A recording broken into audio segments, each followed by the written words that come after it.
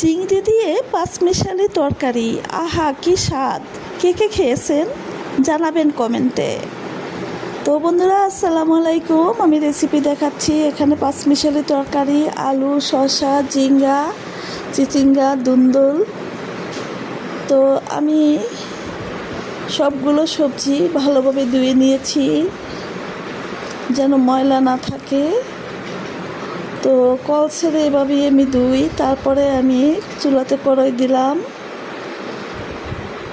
Soybean তেল যার যার পরিমাণ মতো দিবেন। আমি সয়াবিন তেল দেওয়ার পরে পেঁয়াজ কুচি, কাঁচামরিচ কুচি দিয়েছি। আমি 4 চামচের 4 চামচ আদা, রসুন, পেঁয়াজ বাটা দিয়েছি। সবগুলো একসাথে মিক্স করা ছিল।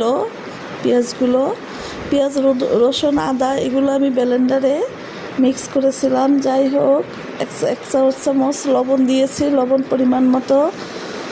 ধনিয়ার গুঁড়া দিয়েছি 1 চামচ এবং হলুদের গুঁড়া 4 চামচের অর্ধেক চামচ দিয়েছি। মরিচও আমি একটু কম খাই, তাই অর্ধেক চামচ দিয়েছি। এটা যার যার জাল পরিমাণ মতো দিবেন, যে যেমন জাল খান, তবে জাল কম খাওয়াটাই উত্তম। চিংড়ি মাছগুলা কুচি কুচি করে কেচি দিয়ে কেটেছিলাম, ওগুলো দিয়ে দিয়েছি। এরপরে অনেকক্ষণ কষাইলাম নেড়ে নেড়ে। তো কষানো শেষ হওয়ার পরে আমি সামান্য পানি দিয়েছি যাতে ভালো করে মশলাটা কষানো হয়, মশলার গন্ধ যাতে না আসে তাই। তো মশলা ভালো করে কষানোর পরে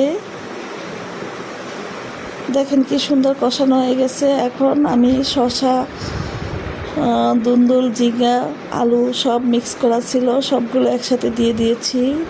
এরপরে ডেকে দিব সব ঢাকনা দিয়ে, যাতে মশলাটা সবজির ভিতরে ভালোভাবে প্রবেশ করে। ঢাকনা দিয়ে দিলাম। কিছুক্ষণ পরে এসে দেখলাম বেশ কষানো হয়েছে, মাশাআল্লাহ সব মশলাগুলো ঢুকেছে। তো এরপরে আমি নাড়াচাড়া দিয়ে পরিমাণ মতো পানি দিয়ে দিয়েছি সিদ্ধ করার জন্য। তো কালারটা বেশ সুন্দর হয়েছে, দেখেন মনে হচ্ছে খুবই সুস্বাদু হবে। বরিশালের রান্না আসলেই মজা। তো আমি পানি দিয়ে ঢাকনা দিয়ে রেখে দিলাম। কিছুক্ষণ ব্রেক নিলাম। তো 10 মিনিট পরে এসে দেখলাম সবজি হয়ে গেছে, মাশাআল্লাহ। সবজির পাশাপাশি আমি তেলাপিয়া মাছ ভুনা করেছিলাম, তো ওটাও প্রায় হয়ে গেছে।